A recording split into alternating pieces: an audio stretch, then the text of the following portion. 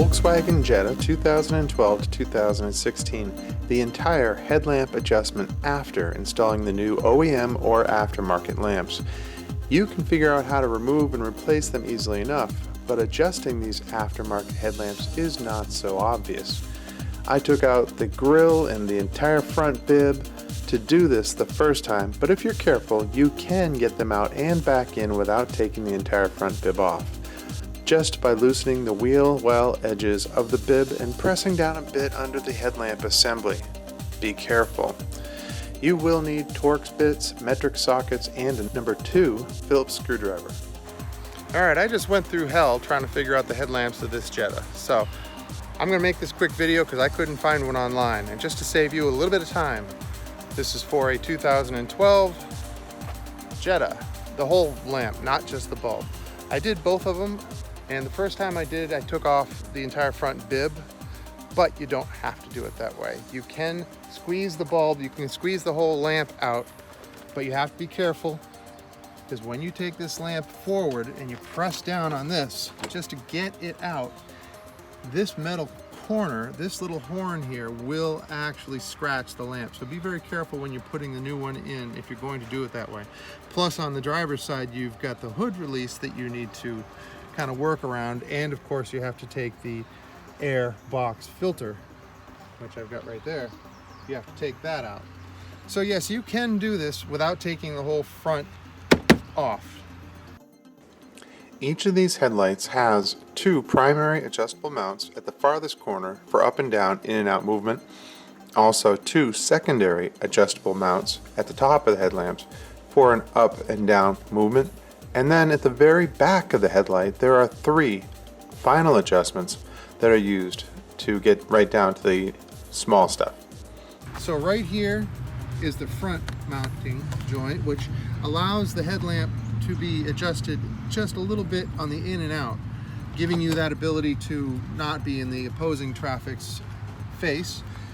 And in the back, in the very down there, right down here, is another one that lowers or raises the back, so you can actually bring the high beams up a little bit, and it's this silver piece that threads in and out of the plastic body. Same with the one on the front. It's the silver piece that threads in and out of the body that gives you the ability to move the lamp around to a basic. And then, additionally, on top, you have this plate, which has to come out in order to get the bulb out. But what I want to explain with the plate off is this mounting and adjustment assembly. How these work: this metal plate sits right here and is fastened by 3 screws, but there are 2 of these adjustment mounts here as well, and they work by fitting, see this piece right here? This screw, actually, leave it to the Germans to over-engineer something, but you can see it's geared underneath.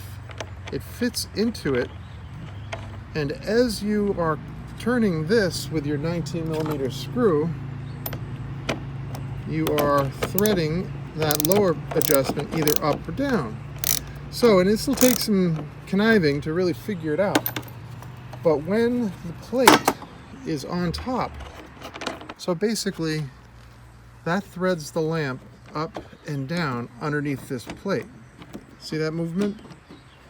So that's your adjustment up or down. And if you adjust the lower one up, it's going to put the high beam down. And vice versa. And the one on the front, if you pull it up, it's going to bring your high and low beams up. So there is your primary, or that's one of your adjustment screws. You have your mount in the front and rear, and then adjustment screws there. Behind each of the headlights, there is 2 number 2 Phillips head screwdriver adjustments. They are in white plastic. They lead down to a 10mm screw if you can reach it from the backside, but they are number 2 screws. They are for the in and out adjustments and the up and down adjustments for both headlamps. Follow the diagram. Alright, so this is the back side of the left headlight, and this adjustment is in for the low beam, for the basic running low beam light. and this is the one that makes the headlight go left and right. This adjustment is up and down for both of them, believe it or not.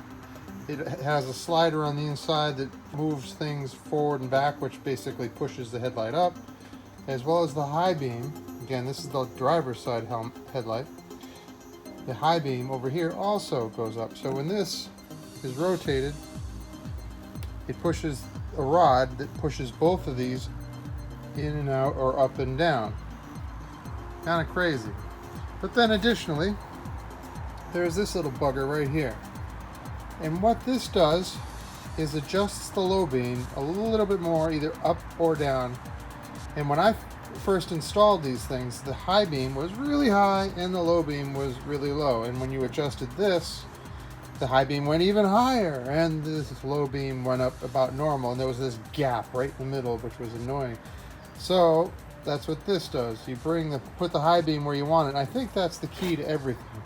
You start with where the high beam, you figure out where you want your high beams, you know, to heighten up and fill up everything. And then because then you just don't leave this, you don't touch this anymore, because this is the only one for the high beam. You get the high beam set up, you leave this one alone.